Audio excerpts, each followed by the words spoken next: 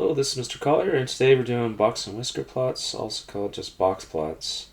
The name comes from, okay, we got a box here, and call these whiskers, I guess. That's where the name comes from, and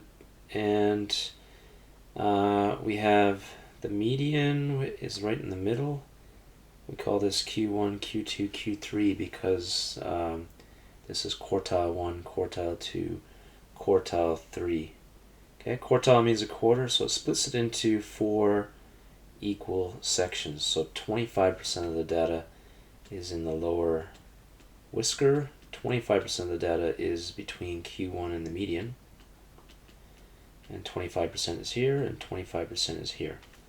Okay, you see this whisker is spread out more than this section here, so the data values are spread out more in the top quarter than right here.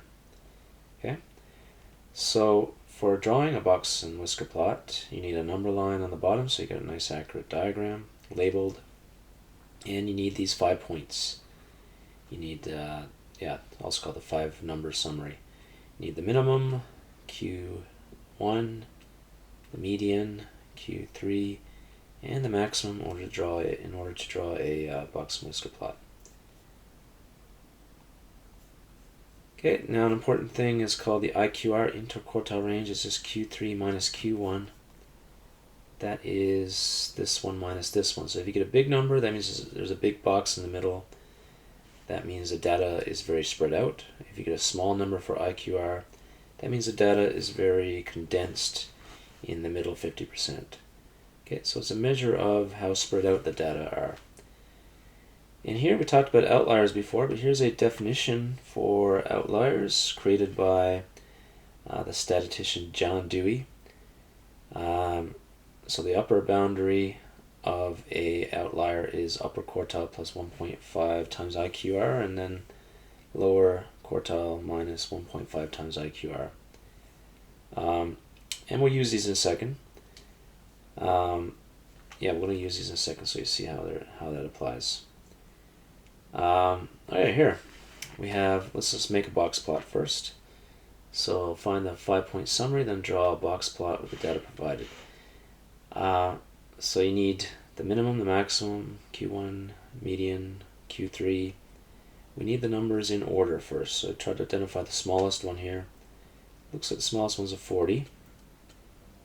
Okay, let me cross it out so I don't double check it. Oh, actually the smallest one's 20. Now there's a 20 and a 26. Okay. 20, 26. There's no 30s. So then we have 40.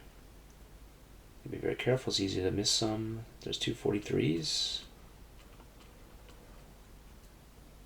And that's it for the 40s. Then the 50.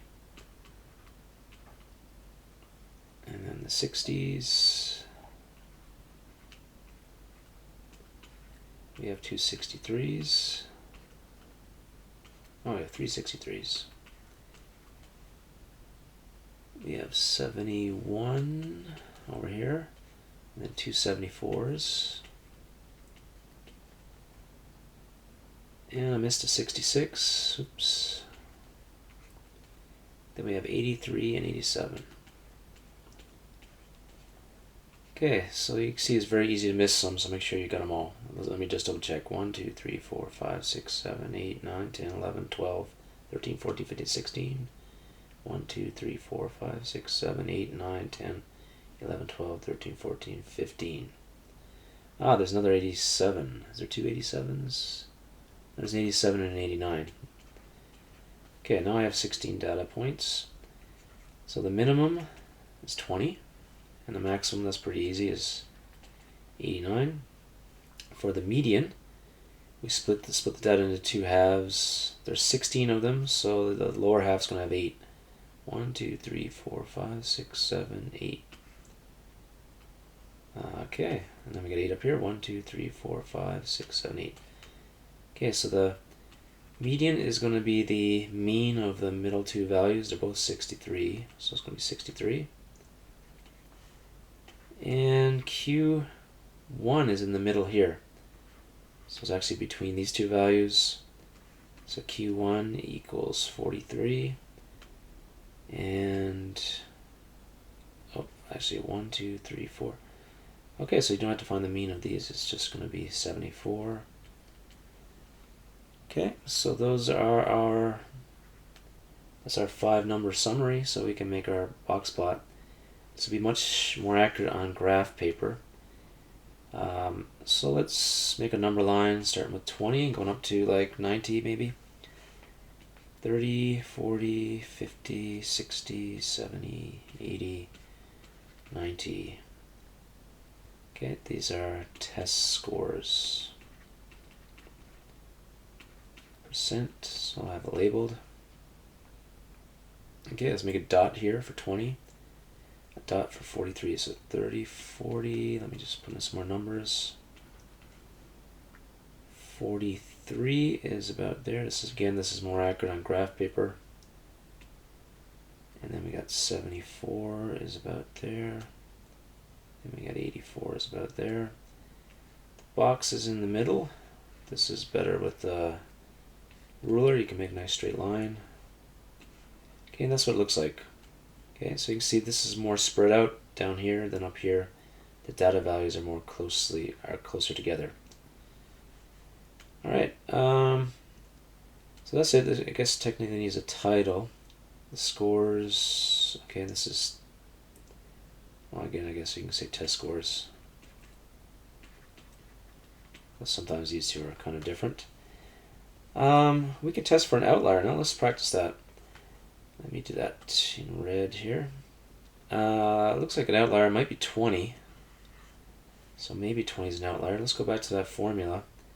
We do, if we want to look at a lower boundary for an outlier, we do lower quartile minus 1.5 times interquartile range. Okay, so let's get the IQR first. The interquartile range is Q3 minus Q1. Q3 is 74. Minus 43 is 31. Okay, so then we do 31 minus IQR, oops, not 31, Q1 minus IQR times 1.5. That's actually going to be a negative number, right? That's going to be like negative, let's actually work it out. We got 1.43 minus 31 times 1.5 is negative 3.5.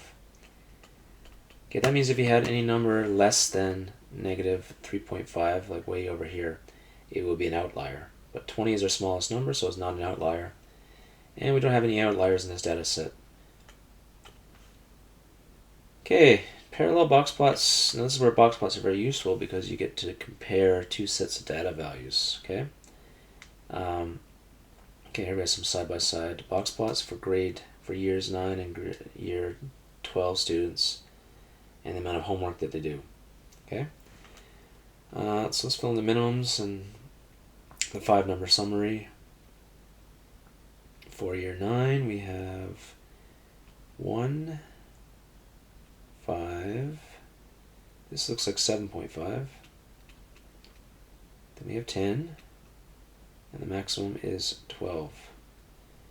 For the year 12s, we got 6, 10, 14, 16, and 17.5.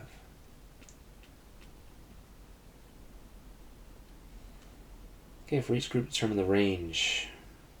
Okay, the range for the year 9s is maximum minus minimum is, okay, we can get it from the table, it's going to be 11. And the range for the grade 12s is going to be 17.5 minus 6 is 11.5. So they're very similar. The ranges are very similar. The interquartile ranges are going to be 5 and 6, so also very similar. So they have a similar spread. Okay, similar spread. On average, year 12 students spend twice as much time on homework as, okay, is this true or false? On average, year 12 students spend twice as much. Well, we could look at the median. The median here is 7.5, and the median here for grade 12s is about 14. So yes, I would say that is probably true. You can justify that because this median is about twice as much as the other median. over 25% of year 9 students spent less time on their homework than all of grade 12 students. Yeah, that's true, because over here, 25% spent less time on their homework than all of the grade 9, right? And you can also say things like 50% of the grade year 12 students spend more homework than all of the grade 9 students here, right? It's actually even a little bit more than 25%, but we can't really tell how much more.